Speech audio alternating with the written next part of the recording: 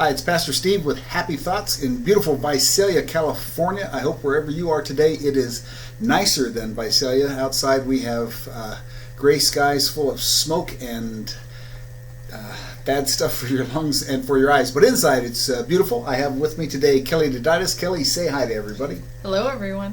Good to have her here to participate in Happy Thoughts. We're going to do a series on faith talk, on people's faith stories. And I invited Kelly partially because I've known her for 16 years. She's been with me ever since I came to Visalia.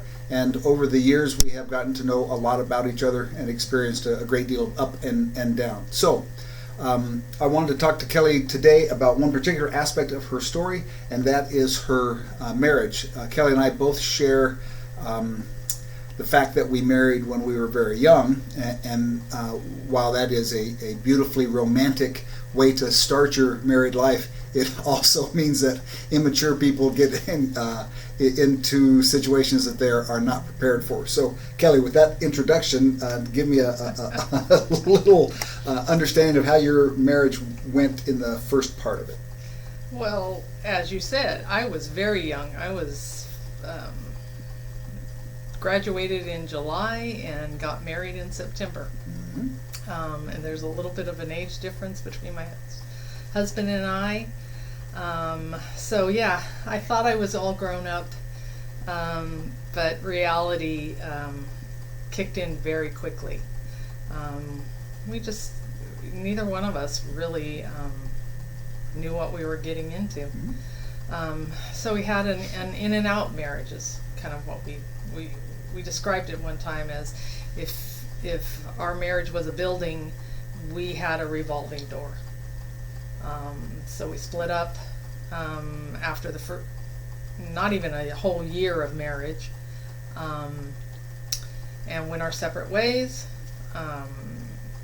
but never finalized the divorce. Ended up getting back together, split up again. I filed for divorce that time. We got back together a year later, and it just wasn't a healthy marriage.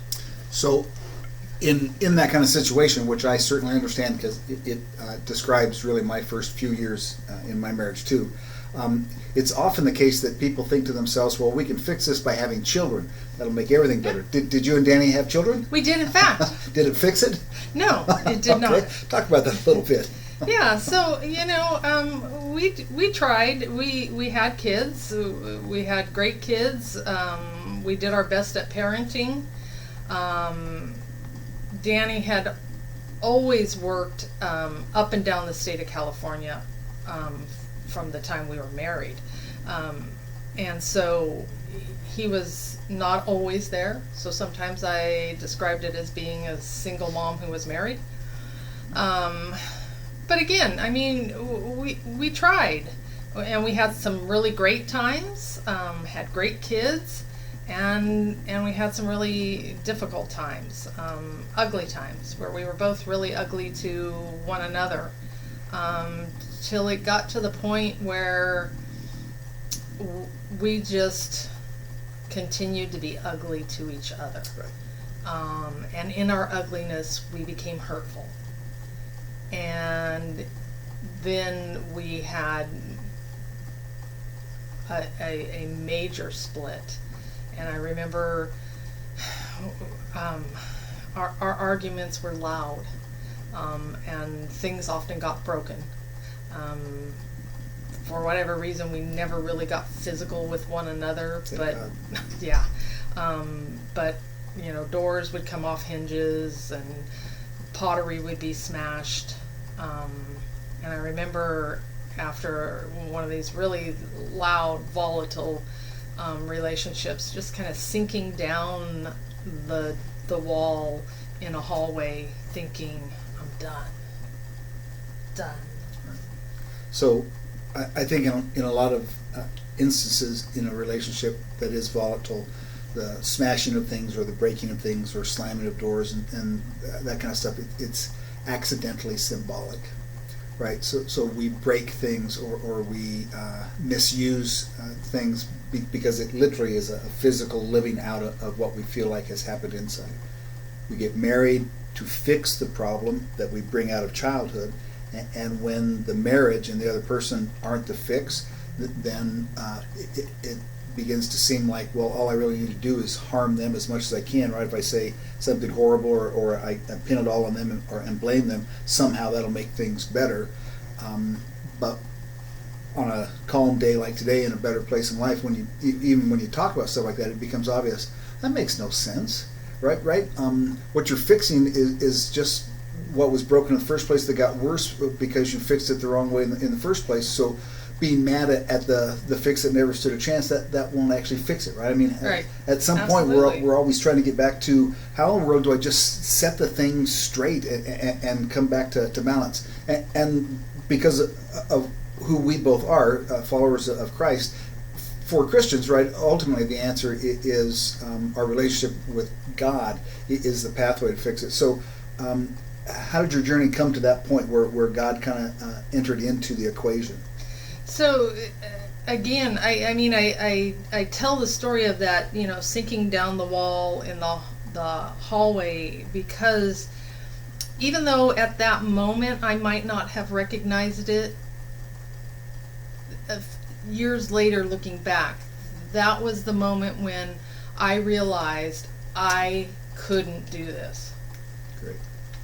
And so again, looking back, I see it was at that moment that God let me sink and then began to reach out to pull me back up.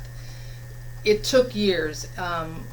We ended up trying to put it back together, and for us, we felt it was best if we got away from friends and family and change some of the influences and started fresh. So that's how we ended up in Visalia. Okay. I happened to get a job offer from Diamond Vet, who were Lee Akins and Bill Allen, members of this church, and went to work for them, relocated, and honestly, we had we had better times and we had disruptive times. We still argued quite a bit, and I really remember just getting to the point of praying that just let me get my kids raised. I knew I could take care of myself, but I didn't trust that I could take care of myself and my kids. And so really that kind of began that began my reaching back out for God. And again, it was just get me through till my kids are out of school. And then... So is that the deal you made with God? Look, I'll only bother you for a little while because I can't really handle this. I can handle everything else, but if you'll take care of this for me, then I'll be off your books and we'll be done. I don't even think it was that detailed. Okay. It was just Lord, just get me, just let me get my kids raised. Right, the most effective prayer ever. Right? Help. Right. Help. Okay, great.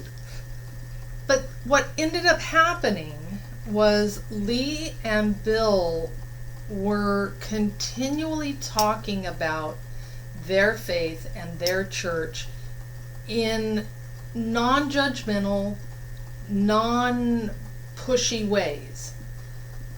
So it was just a part of who they were, and they had this natural invitation of, Bill would say, oh, we're putting on a program for Christmas.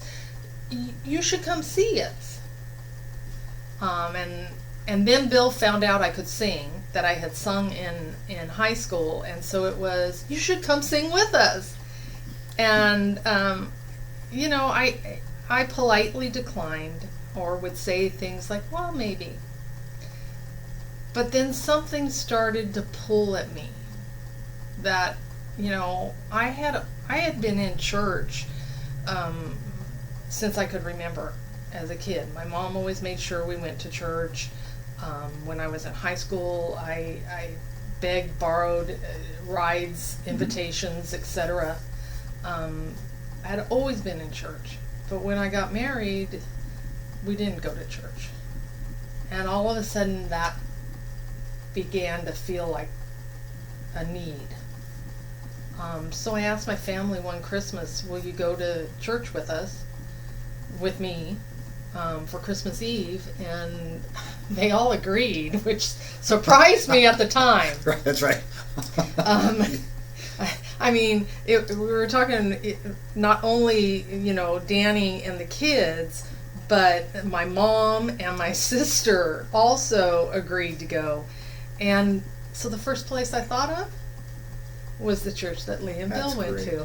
That's really powerful. And so we went for Christmas Eve, and I remember sitting in the pews, because it was the downtown church. It was the last Christmas service downtown before they moved out to this campus. And we were sitting in the pews, and the candles are all lit, and my daughter, who was about 8 at the time, I think, leaned over and goes, "What are we going to eat?"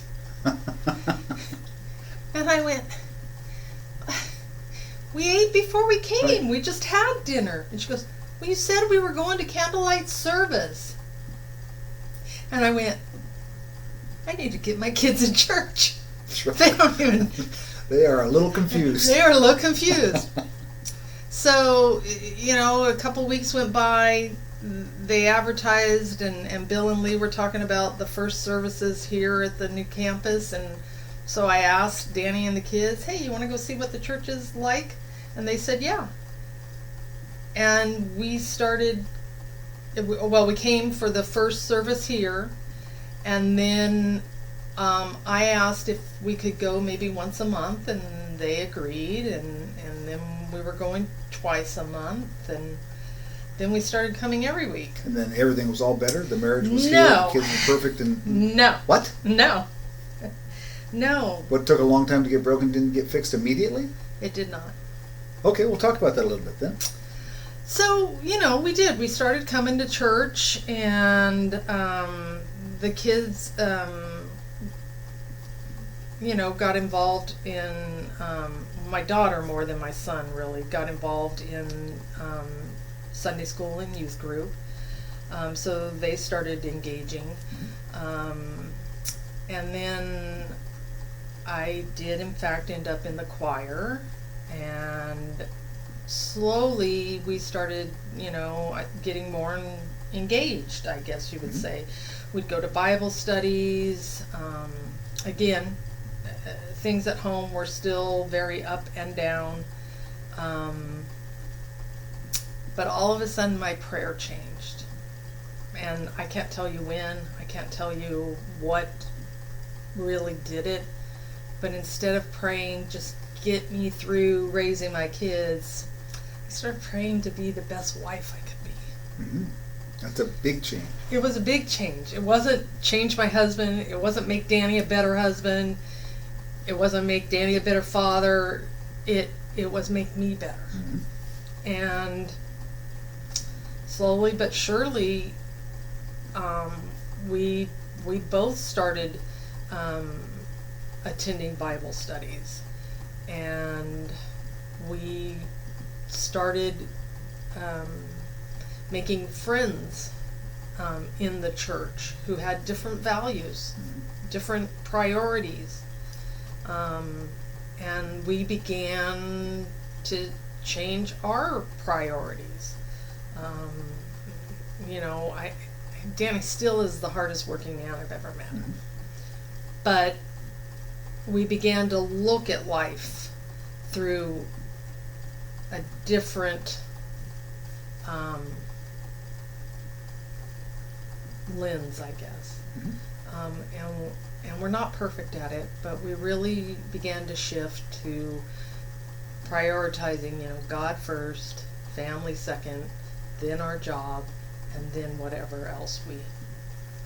And did that feel like, when Christians talk about, I found a personal relationship with Jesus, is that what it felt like to you? Or was it more, do the right thing and the relationship came along? How did that mix work for you? I think it was a personal relationship. I mean, I actually had I guess what you would call, even though I was always a believer and always in church, I had a conversion experience where and it was in the oddest place. So we belonged to Amway. Mm-hmm. Okay. We went to an Amway convention.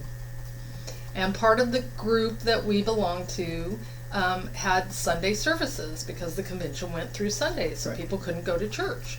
So they would have Sunday services where they would have a praise band and singers would come in and sing hymns and songs. And then one of the people at the higher levels would give their personal testimony. And then there would be an altar call. Mm-hmm. And I am not one that does things publicly. I know not everyone is going to believe that. That's right. But my own personal life, I don't put out in front of everyone. Right. And so I remember the altar call, they were calling people down, they were playing music, and I remember I was sitting there thinking I should go down there, and then telling myself, no, you're not going to do that here.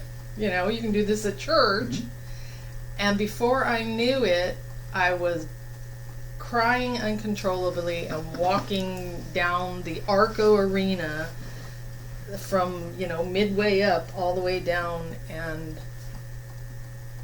my life has not been... That's where the Holy Spirit gained entrance. It did. So I had a professor once who said his story was, when I finally became enamored with Jesus, I found that I was a lot less disappointed in people. That's your story too, isn't it? Absolutely. So Danny and whoever else you might have been thinking, well, if I could just get rid of them or fix them, I'd be better. That changed once you had your conversion experience or once you really started that walk, yeah? Yeah, absolutely. And then it again, you talk about it in the relationship series, you talk about it in sermons and in grace groups about, when we look at the other's humanity, and instead of trying to be right or trying to get your way, it becomes about the marriage or the relationship. And that really, again, we're still not perfect. Nope. And we still have an argument now and then. But they are never loud anymore. And not that we don't ever hurt each other's feelings, but it's unintentional now rather than purposeful. Yeah, as you talk, I hear lots of the things that arise naturally in a Christian church, right? When you're talking about relationships, you conceive that the people you were hanging out with and the life you were living was a negative influence on the marriage. So you figured out how to cut that out, right? And you moved to Visalia. In Visalia, you were around Christians who were gentle and loving and appropriate in their invitation and witnessing, and you began to do the right things, right? To do things that gave your marriage a chance, which engendered a change in you. Started to pray about, make me a better wife, and those things, it sounds like, Kelly, opened you up to really a powerful encounter with Christ, and then it doesn't get all better, but what it does is it gets to a point where you're working on the right stuff for the right reason, right? So your solution in our conversation and in your life moved from, if I could just hurt Danny enough, then somehow I would be better. That absurdity and that unreality, that went away, right? To where you understand, if I could just follow Christ better, it would be good for Danny and for the kids and for the marriage. That's a huge reversal, and it does take time, and it takes a few giant leaps and lots of little steps, yeah? Absolutely, yeah. Okay. Absolutely. That's interesting. So I would say that we were probably at this church a good 8 to 10 years before I would say we had a good marriage. Yeah. So yeah, it took time. Yeah, well, persistence is important too, right? A dogged insistence that this is what I'm going to make work, instead of running off to find another relationship or another reality. Right. For Christians, the worldview or understanding is I can go a million places, but everywhere you go, like they say in AA, right, there you are. So you may as well dig in and ask Christ to begin to heal you and change you where you are and change your circumstances. So I don't want to wear Kelly out. She's I had to do a lot of bargaining to get her to do the interview today. So we'll close with that. Kelly, I appreciate you being here. Thanks for appearing on Happy Thoughts. And next week we'll have another story from another person. God bless. Have a good week. Now if I can hit that.